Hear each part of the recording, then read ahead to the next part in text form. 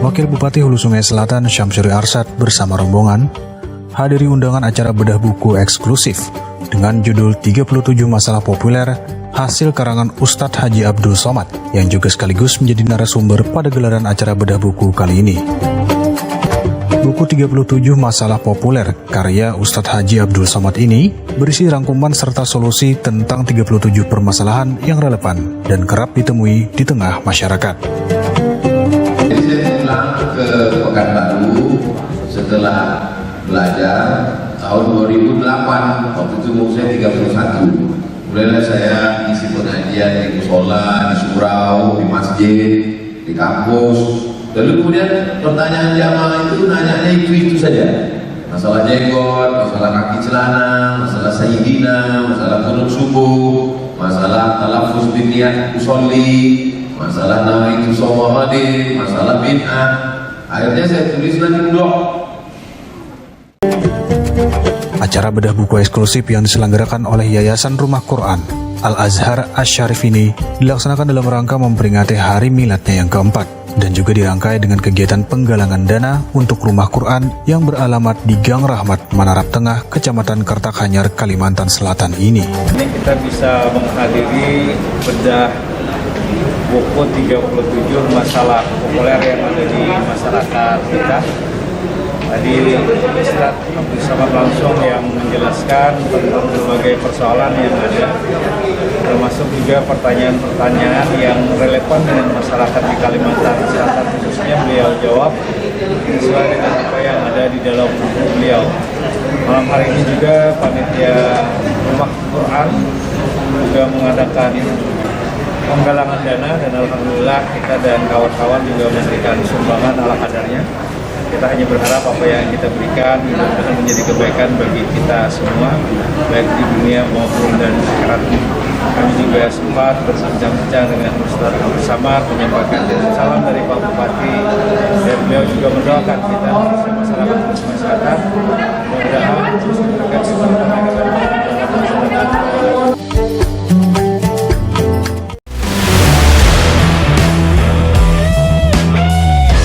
Ketua Tim Penggerak PKK Kabupaten Hulu Sungai Selatan Hajah Isnaniah didampingi Wakil Ketua 1 Tim Penggerak PKK Sri Astuti dan Ketua Pokja 4 Norhadini Ulfah meninjau langsung pemeriksaan IFA tes dan Sadenis di Kecamatan Loksado yang bertempat di Puskesmas Malinau dan Puskesmas Loksado pada Senin 19 Oktober 2020.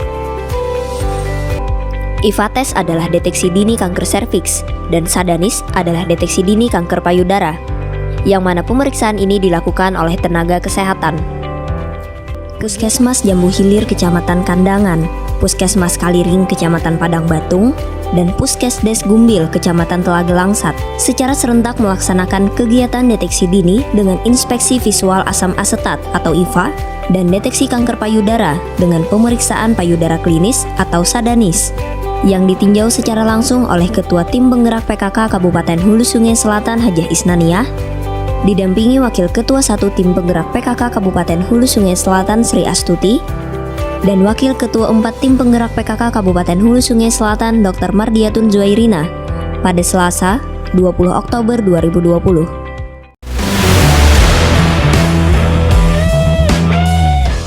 Bertempat di ruang Media Center Sekretariat Daerah, Bupati Hulu Sungai Selatan Haji Ahmad Fikri mengikuti virtual meeting bersama BPK RI Perwakilan Kalimantan Selatan yang dipimpin langsung oleh Ketua BPK RI Perwakilan Kalimantan Selatan Tornado Saifullah pada Selasa 20 Oktober 2020. Virtual meeting bersama Badan Pemeriksaan Keuangan atau BPK RI Perwakilan Kalimantan Selatan ini dilaksanakan dalam rangka entry meeting pemeriksaan kinerja terinci terhadap penggunaan dana penanganan pandemi COVID-19 di wilayah Provinsi Kalimantan Selatan.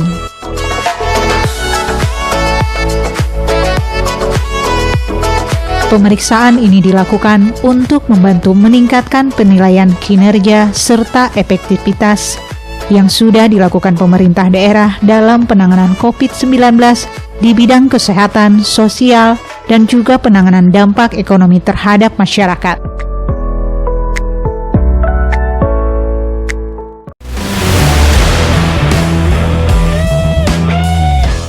Bupati Hulu Sungai Selatan Haji Ahmad Fikri didampingi Asisten 2 Administrasi Pembangunan dan Kemasyarakatan Sasmi Ripani dan pimpinan organisasi perangkat daerah setempat menerima kunjungan Kepala BNN Provinsi Kalimantan Selatan beserta jajarannya.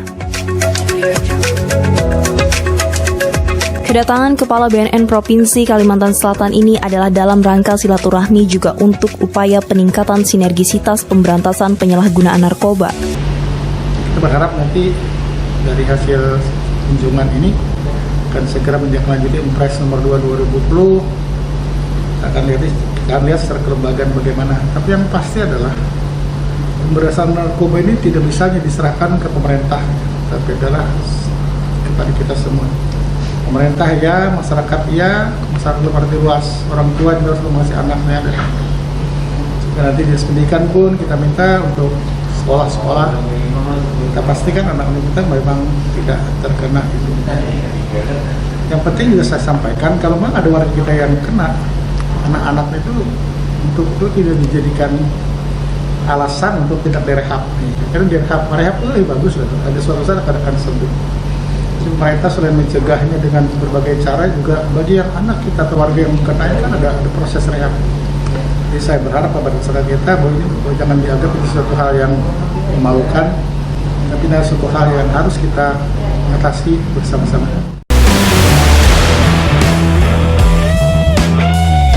Sekretaris Daerah Kabupaten Hulu Sungai Selatan Haji Muhammad Nur hadiri acara deklarasi damai anti-anarkisme yang dilaksanakan oleh Polres Hulu Sungai Selatan bertempat di halaman Mapolres Hulu Sungai Selatan Rabu 21 Oktober 2020. Deklarasi damai ini digelar untuk menumbuhkan kesadaran seluruh elemen masyarakat untuk menjaga kedamaian di wilayah Kabupaten Hulu Sungai Selatan.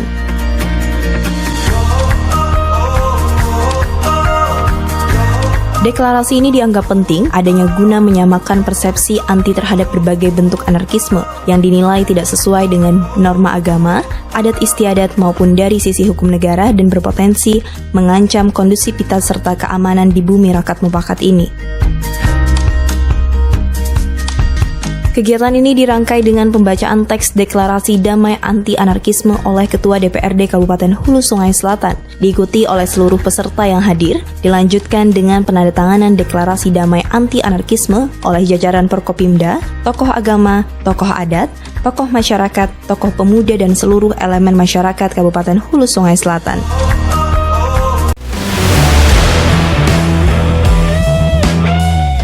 Berbagai upaya dilakukan pemerintah untuk membantu masyarakatnya yang terdampak pandemi COVID-19 sebagai salah satu wujud kepedulian pemerintah kepada masyarakatnya, yang diantaranya dengan memberikan berbagai macam bantuan.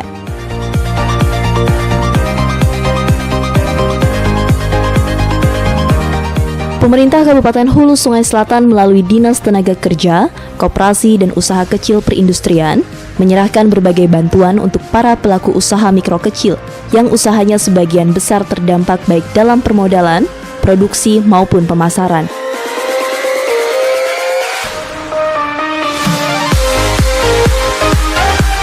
Bantuan-bantuan yang diserahkan yaitu untuk para pelaku UMKM, buruh pekerja IKM, penyerahan iuran BPJS Ketenagakerjaan, dan penyerahan bantuan alat untuk peserta pelatihan servis AC.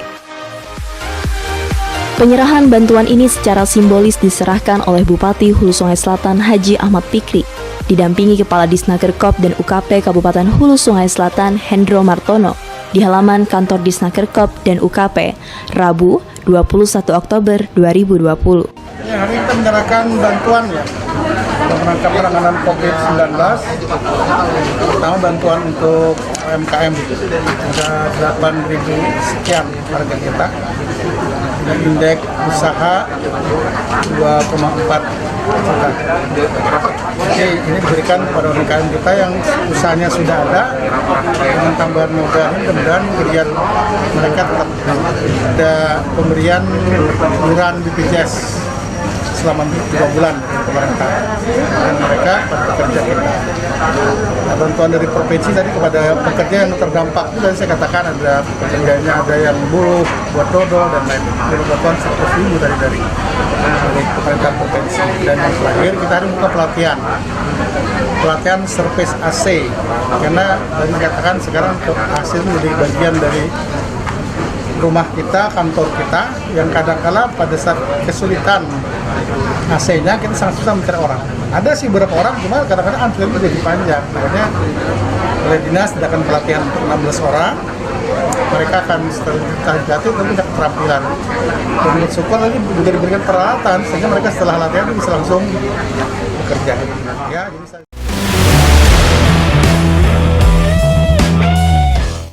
Wakil Bupati Hulu Sungai Selatan Syamsuri Arsyad menghadiri kunjungan kerja Wakil Menteri PUPR Republik Indonesia John W.P. Witopo dan anggota Komisi 5 DPR RI Dapil Kalimantan Selatan Muhammad Rifki Nizami Karsayuda yang dilaksanakan di Gedung Dr. Kiai Haji Idam Halid Komplek Perkantoran Setda Provinsi Kalimantan Selatan di Banjarbaru pada Rabu 21 Oktober 2020. Kunjungan kerja ini dilaksanakan dalam rangka mensukseskan kelancaran pembangunan di bidang pekerjaan umum dan perumahan rakyat di Kalimantan Selatan dengan harapan agar kunjungan kerja dapat meningkatkan sinergi dan koordinasi antara Kementerian PUPR dan pemerintah provinsi dan kabupaten kota di Provinsi Kalimantan Selatan. Alhamdulillah hari ini kita bisa berhadir pada kesempatan kunjungan Wakil Menteri PUPR dan anggota DPR RI Komisi 5 yang hari ini banyak memaparkan tentang program-program yang telah dilaksanakan di Kalimantan Selatan dan yang akan dikerjakan. Nah, karena itu dalam kesempatan yang baik ini nanti sebagaimana beberapa arahan dari anggota DPR RI Komisi 5 tadi dan juga Wakil Menteri, kita akan dibantu berbagai proyek-proyek yang memungkinkan untuk dikembangkan di Kalimantan Selatan, dan kita berharap pada kesempatan yang akan datang akan melakukan terus koordinasi dengan jajaran kepala balai yang ada di Kalimantan Selatan tentang proyek-proyek yang akan kita kembangkan di Hulu Sungai Selatan. Kita berharap nanti bantuan dan dukungan penuh dari anggota 5 DPR RI, Bapak Rifki Nizami Karsayuda, nanti mudah-mudahan bisa mewujudkan harapan-harapan kita untuk pembangunan di Hulu Sungai.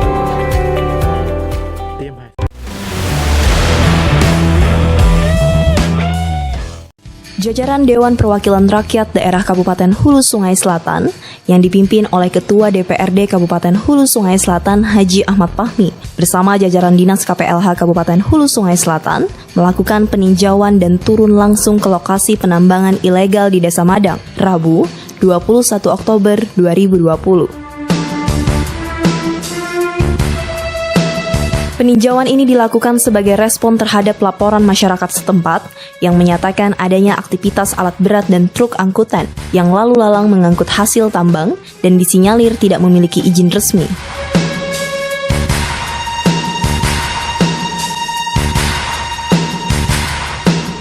Bekas penggalian dan sudah kosong. Mungkin habis ini nanti kita akan laporkan ke pemerintah daerah terkait hari ini, dan sebagai tugas DPRD salah satunya ada pengawasan, ya kita laksanakan sudah seperti itu. Ya kita laporan ke pemerintah daerah, terus mungkin bisa juga sih ke Polres. Ternyata kayak situ dulu. Sebagai fungsi kita sebagai pengawasan di DPRD. Nah, sepanjang pengetahuan DPRD ini Pak, sudah berlangsung lama atau bagaimana? Baru aja kayaknya. Baru aja. Tentu kami dari masyarakat berharap kepada pemilik kontrak karya atau PKP2B, dalam hal ini adalah milik PT Antang Gunung Meratus. Yang sayuganya mereka lah yang punya pengawasan agar area-area mereka itu tidak harus dilakukan penambangan sesuai dengan undang-undang yang berlaku. Nah, kami khawatir nanti mereka tutup mata seolah-olah mereka ada kerjasama sehingga ditutupi dengan PKP2B mereka, pihak ketiga yang mengerjakan, sehingga yang ruginya adalah masyarakat dan pemerintah daerah. Nah, ini kami berharap atas nama masyarakat kepada pemilik kontrak karya atau PKP2B yang dalam hal ini adalah PT Antang Gunung Meratus agar lebih intensif lah untuk melakukan pengawasan. Untuk penambangan yang dilaksanakan hari ini jelas adalah penambangan tanpa izin atau petik. Kewenangan yang ada di pemerintah daerah Kabupaten Hulu Sungai Selatan. Untuk saat ini kami terus mengoptimalkan komunikasi dengan dinas teknis, yakni dari provinsi dan juga dari aparat penegak hukum. Selain itu kami juga berkomunikasi dengan PT Antang Gunung Meratus yang sebagai kawasan mereka yang dilaksanakan penambangan. Sebenarnya ini merupakan kawasan dari PT AGM, namun PT AGM juga sampai saat ini tidak ingin menambang untuk saat ini di daerah wilayah sini. Dan oleh karena itu saat ini kami masih fokus komunikasi dan melaporkan dengan dinas terkait dan juga dari aparat penegak hukum. Dan juga mohon bantuan, kami sadar bahwa dinas lingkungan hidup tidak mungkin bisa 24 jam di lokasi ini. Kami juga minta bantu dengan kawan-kawan, baik itu dari kepala desa, masyarakat di lingkungan sini, dan juga dari kecamatan.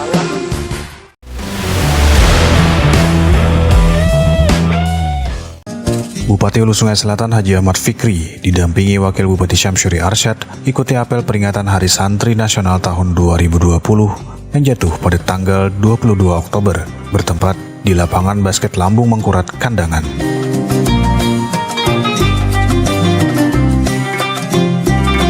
Gelaran apel dilaksanakan secara sederhana dengan jumlah peserta yang terbatas.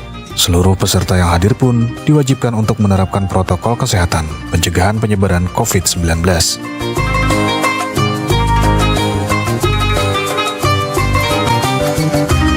Tema yang diangkat pada peringatan Hari Santri Nasional tahun 2020 kali ini yakni Santri Sehat Indonesia Kuat, yang mana tema ini dimaknai sebagai komitmen bersama dalam mendorong kemandirian pesantren yang berhasil melakukan upaya pencegahan, pengendalian, serta penanganan dampak pandemi COVID-19. Selanjutnya, selaku Bupati dan Ketua Satgas COVID-19, saya mengharapkan dukungan penuh dari kita semua, khususnya para pondok-pondok pesantren, untuk kita berikhtiar memutus mata rantai penyebaran COVID-19 yang sampai hari ini daerah kita masih ada, sehingga proses ikhtiar ini harus kita lakukan dengan mengikuti protokol kesehatan, pakai masker, jaga jarak, dan sering cuci tangan pakai sabun di air mengalir. Jadi ini fakta yang harus kita hadapi dan harus kita ikhtiarkan untuk kita memutus mata rantai COVID-19. Yang berikutnya Bapak sekalian, saya ingin meluruskan saja. Saya banyak dapat WA, dapat SMS juga minta izin untuk membuka pondok agar bisa belajar. Hari ini saya berhadapan dengan pimpinan pondok, saya ingin tegaskan bahwa yang diizinkan boleh tidaknya pondok itu buka adalah Kementerian Agama. Bupati selaku Ketua Satgas hanya memberikan pendampingan. Apabila pondok ingin beroperasi di kegiatan itu harus mengikuti protokol kesehatan. Jadi jangan saling dekar. Satgas tidak berwenang mengeluarkan izin untuk buka tidak pondok. Yang paling berwenang itu Kementerian Agama. Selain dia mengizinkan membuka, dia juga berwenang untuk melakukan evaluasi sejauh mana proses belajar mengajar di pondok itu sudah sesuai dengan protokol kesehatan. Jadi tidak ada bupati yang mengizinkan ya, tapi pada beli makan. Dan saya bersyukur kemarin untuk pesantren itu saya rajin dalam pagar beraudiensi dengan kami ingin buka, beliau akan melakukan proses rapid test dulu pada calon santri sebelum masuk, itu bagus. Dimana posisi Anda membantu proses rapid testnya, beli alat rapidnya pondok sendiri yang melakukan rapid dan petugas kesehatan, itu langkah yang bagus. Jadi paling tidak sebelum masuk ke pondok santri kita sudah dinyatakan non-reaktif rapid. Ini penting karena mereka akan berkumpul di suasana pondok pesantren. Peringatan Hari Santri Nasional kali ini juga diisi dengan tausiah yang disampaikan oleh Tuan Guru Haji Ahmad Syairaji selaku pimpinan pondok pesantren dalam pagar Kandangan.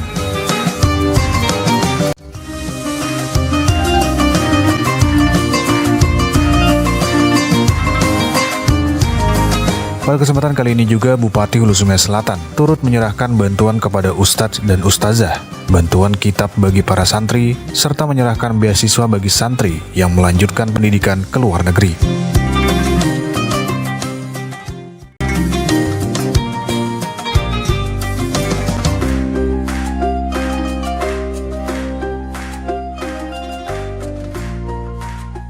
Tim Liputan Hulu Sungai Selatan TV melaporkan.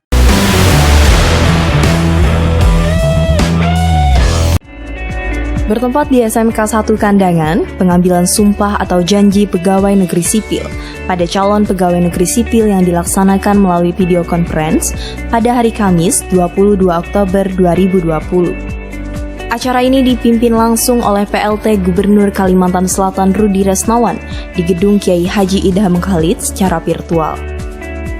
Pengambilan sumpah yang dilaksanakan di SMK 1 Kandangan ini tergabung dari 3 kabupaten, yaitu Kabupaten Hulu Sungai Selatan, Hulu Sungai Tengah, dan Kabupaten Tapin.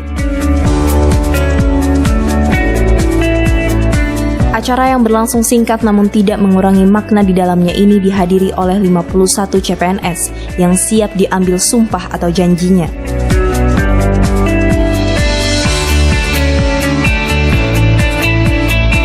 Jadi pada hari ini telah dilaksanakan sumpah janji pegawai negeri sipil di lingkungan pemerintah Provinsi Kalimantan Selatan, khususnya di SKPD Dinas Pendidikan dan Kebudayaan Provinsi Kalimantan Selatan. Pada hari ini titik sumpah janji dilaksanakan di SMKN 1 Kandangan, di mana area tersebut untuk mengcover PNS yang berada di wilayah Hulu Sungai Selatan, Kabupaten Tapin, dan Hulu Sungai Tengah.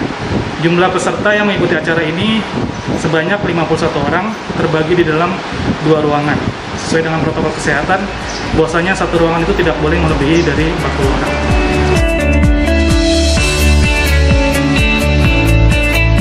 Dimulai pada pukul 9 waktu Indonesia bagian Barat, pengambilan sumpah atau janji PNS ini disambut dengan bahagia oleh partisipan.